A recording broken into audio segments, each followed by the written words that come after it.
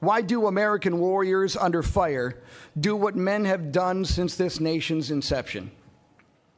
It is our love of nation, our way of life, and our love by those who we serve with side by side.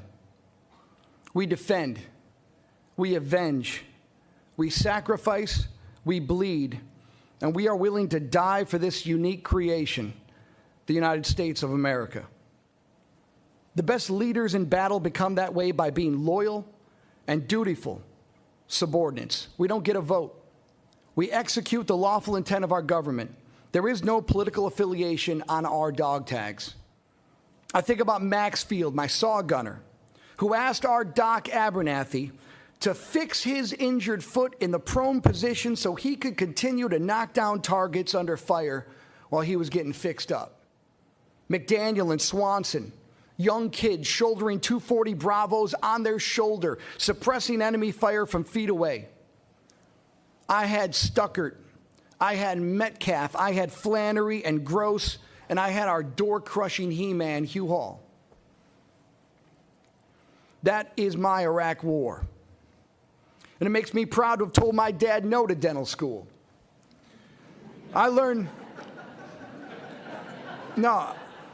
much more from living and fighting with these men than I ever could have from a lifetime of doing root canals. My unit's leaders died leading men from the front. And I got to mention this guy, Michael Ware, a combat journalist there to cover a story and becomes part of the story.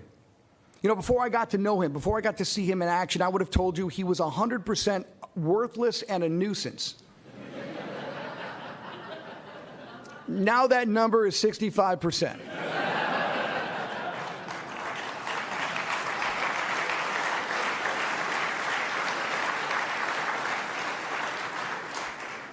I was wrong. Michael Ware is now the Ernie Pyle of his generation. His reporting is a testament to what we all did. And if it's not for men and women like Michael Ware, our story would have gone unremarked. Most of the men I just described got little or no recognition for their valor. In subsequent deployments, some would lose their lives years later.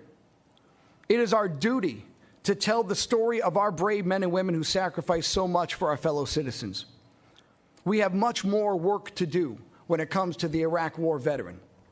We are not there yet, and we're not even close when it comes to educating our fellow Americans about what was accomplished, what was sacrificed, and what we all went through. Our survival as a nation depends on it. This entire military is one cohesive, dedicated force.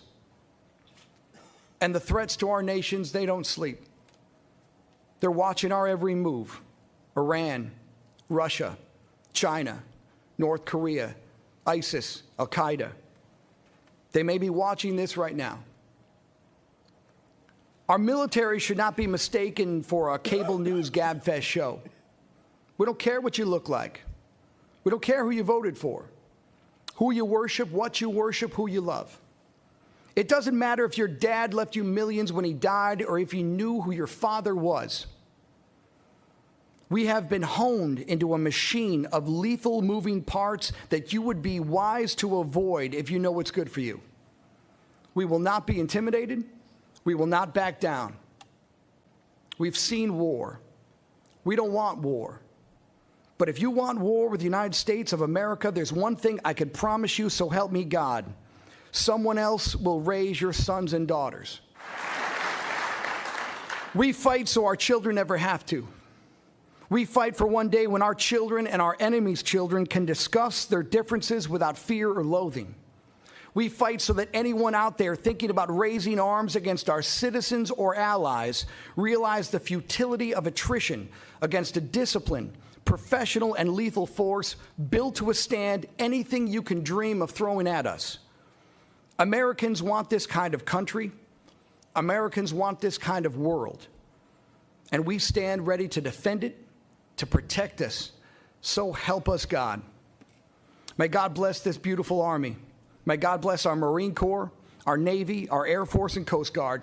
May God bless our allies. And we already know that God blessed America.